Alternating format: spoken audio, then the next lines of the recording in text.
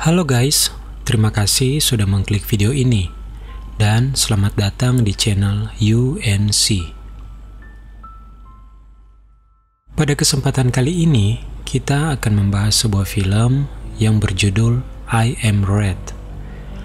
I Am Red ini bergenre thriller action Amerika yang dirilis pada tahun 2016. Film ini disutradarai oleh Chuck Russell dan ditulis oleh Ivan Gauthier dan Paul Sloan. Film ini dibintangi oleh John Travolta, Christopher Meloni, Sam Tramiel, Amanda Schull, Rebecca De Mornay, Melissa Bolona, dan Luis da Silva.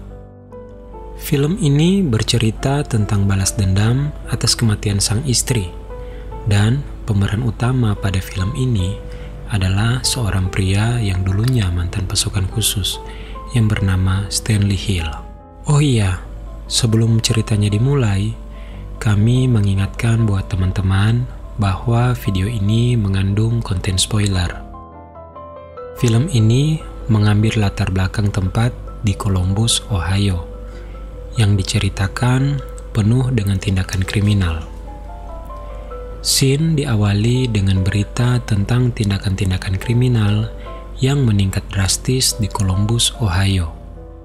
Kemudian terlihat sang gubernur yang bernama John Meserve sedang memberikan konferensi pers mengenai upaya pengurangan kejahatan. Kemudian scene berpindah di sebuah rumah.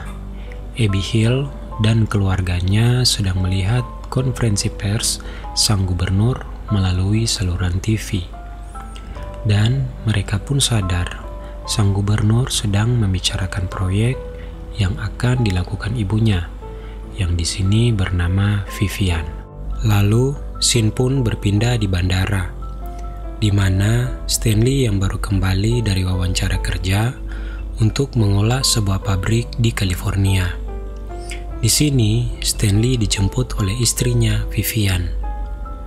Sambil bercerita menanyakan kabar, mereka pun berjalan menuju mobil. Sesampainya di tempat parkir, Stanley melihat salah satu ban mobilnya kempes. Belum sempat memperbaiki, mereka didatangi seorang pria yang meminta uang. Stanley pun menolak secara halus. Tetapi kemudian, ada pria lain yang menyelinap dan memukul kepala Stanley dari belakang. Dan Stanley pun jatuh ke lantai. Pria yang tadi meminta uang menusuk Vivian dan mengambil dompetnya.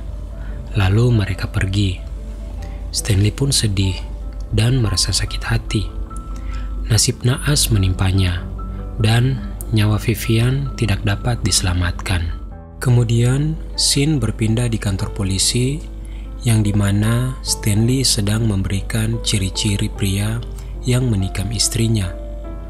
Polisi pun menggunakan ciri-ciri yang diberikan Stanley untuk menangkap pria tersebut. Stanley mengkonfirmasi bahwa pria tersebutlah yang membunuh istrinya. Dengan keadaan yang masih dirundung duka, Stanley duduk termenung di kantor polisi. Tetapi kemudian dia melihat pria yang membunuh istrinya dibebaskan oleh polisi. Stanley sangat kesal, marah, dan bertanya-tanya kenapa pria tersebut dibebaskan. Sang detektif pun menjawab dengan hal-hal yang tak masuk akal bagi Stanley. Dari situlah, Stanley pun berniat mencari sendiri orang-orang yang membunuh istrinya. Dan scene pun berpindah di kamar. Terlihat Stanley sedang menelpon temannya yang bernama Dennis, yang dimana mereka berdua dulu tergabung dalam sebuah kelompok pasukan khusus.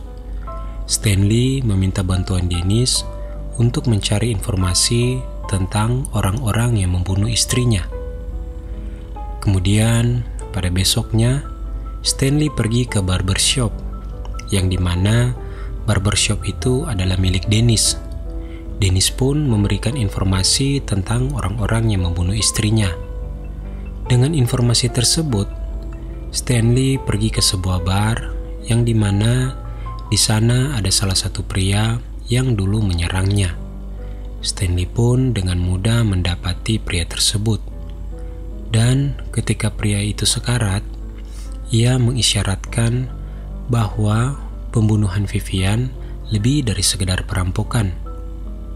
Kemudian Dennis tiba dan mereka berdua menembak pria tersebut.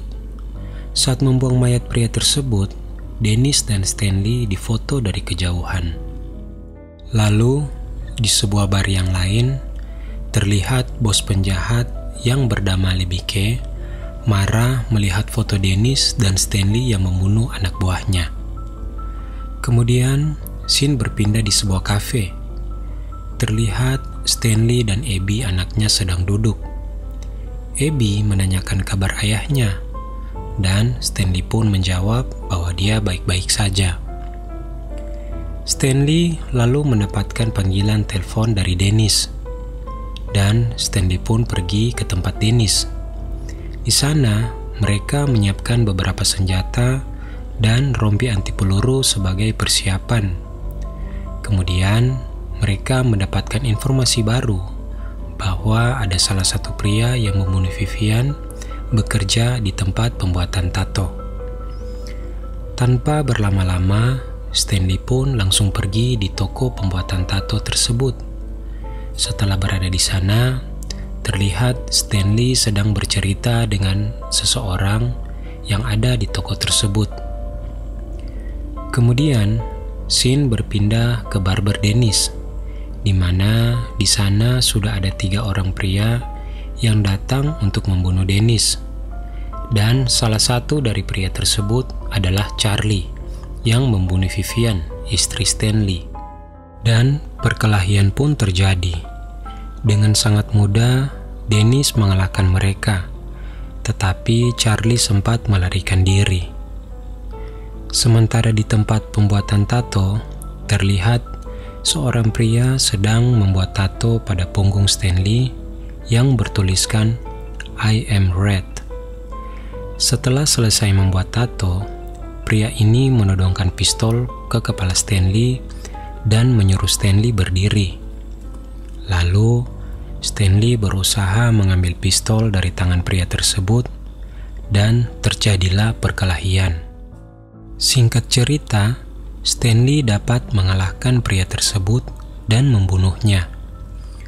Usai membunuh, Stanley kabur dengan tas yang penuh dengan obat-obatan dan uang.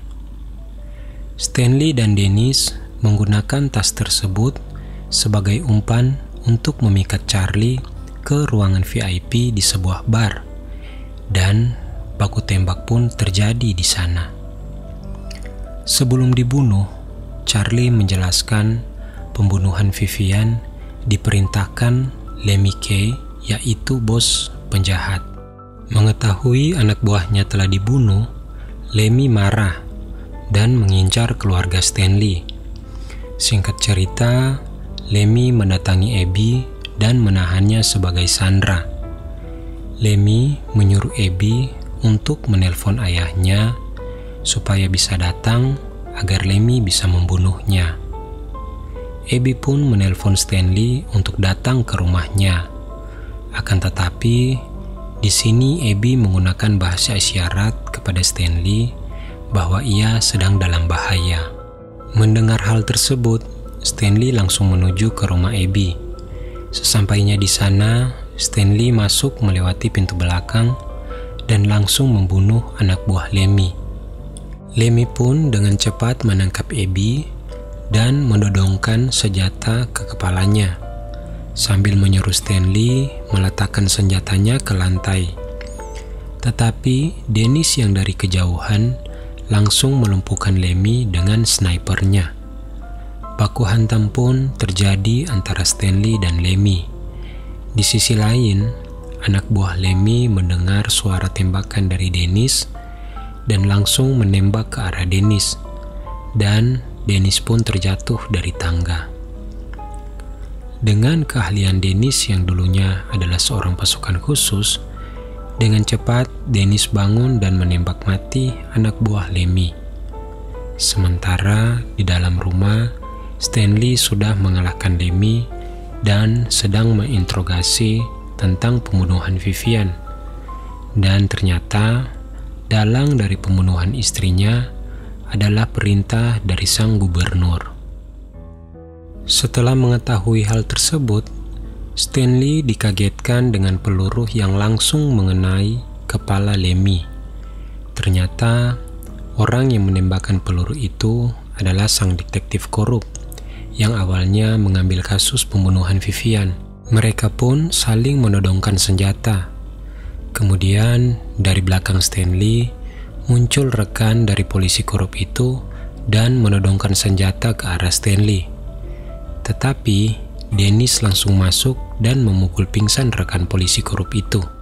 Lalu scene berpindah di mobil yang di dalamnya ada Stanley yang sedang menodongkan senjata ke polisi korup yang mengemudikan mobil dalam keadaan tangannya diborgol di setir mobil. Dan tujuan mereka adalah ke rumah sang gubernur. Singkat cerita, Stanley pun masuk ke rumah gubernur dan membalaskan kematian istrinya dengan langsung membunuh sang gubernur. Tak lama kemudian, datanglah sejumlah polisi untuk menangkap Stanley. Karena merasa Stanley adalah orang yang berbahaya, polisi-polisi itu langsung melepaskan tembakan ke arah Stanley dan Stanley pun terjatuh. Kemudian, scene berpindah ke rumah sakit yang di sana terlihat Stanley sedang terbaring tidak sadarkan diri. Ternyata, Stanley tidak mati dalam penembakan itu karena ia memakai rompi anti peluru yang diberikan Dennis. Tak lama kemudian, seorang polisi korup datang untuk membunuh Stanley. Tetapi Stanley sudah mengetahui terlebih dahulu dan langsung membunuh polisi tersebut. Dennis pun datang untuk menyelamatkan Stanley, dan mereka berdua keluar dari rumah sakit tanpa diketahui oleh pihak kepolisian dan pihak rumah sakit. Lalu scene pun berpindah di sebuah rumah di mana di situ ada Abby bersama dengan suami dan anaknya. Kemudian Abby menerima surat dari ayahnya yang mengetahui bahwa ayahnya Stanley masih hidup dan baik-baik saja. Dan itulah ending dari film ini.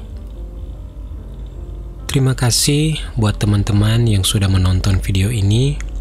Sebelumnya, kami mohon maaf jika ada kalimat-kalimat atau bahasa yang kalian tidak suka, karena sesungguhnya kesempurnaan itu hanyalah milik Tuhan Yang Maha Esa.